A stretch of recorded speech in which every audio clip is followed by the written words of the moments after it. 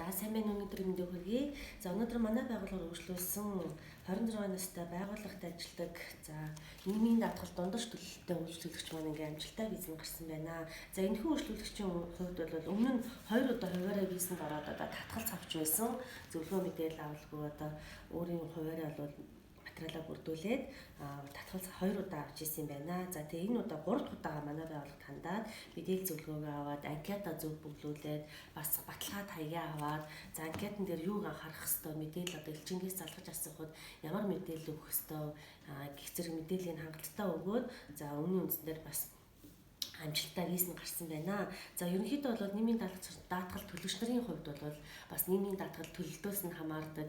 За төлөөгүй гэж гарсан тохиолдолд яг уу дундаа нэг таслагдсан тохиолдолд яг уу ээлжийн амралт авсан тохиолдолд яг уу гэх зэрэг бас олон шалтгаанууд байдаг. Тэгэхээр та хэрвээ та нийгмийн даатгал төлөгч бол аялын виз өсгөж байгаа бол манай байгууллага дээр мэдээлэл зөвлөгөөгөө аваад баталгаад хаяг анкет зэрэг үйлчлэгээ аваад аялын визээ хүсээрэй гэж хэлмээрээ. За манайх бол хүлээлгэн өгөхөд 100% материалчин бол бэлдээд өгчнө. Хүлээлгэн өгсөн өдрөөс хойш 45-аас 55 өдрийн дараа визний хариу болж байгаа шүү.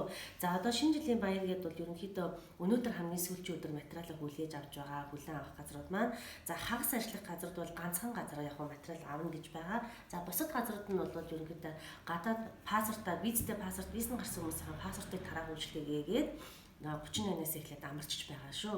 За тэгээд 2-оос эхлээд хэвийн үйл ажиллагаагаар ороод одоо материал хүлээн авах үйлчлэгээгээд явчнаа. За манай байгууллагууд бол бас мөн өнөөдөр ажиллаад маргаашнаас эхлээд амарчин. За 2-оос хэвийн үйл ажиллагаа эхлээд явчихна. За өнөөдөр бас та бүхэн мэдээлэл зөвлөгөө авах шаардлагатай асууж лавлах юм байвал манай 17 цагаас эхэлдэг Баасан гарагийн лайв маань хамрагдан бас мэдээлэл зөвлөгөөгөө бас аваарай гэж хэлмээр байна. Баярлалаа.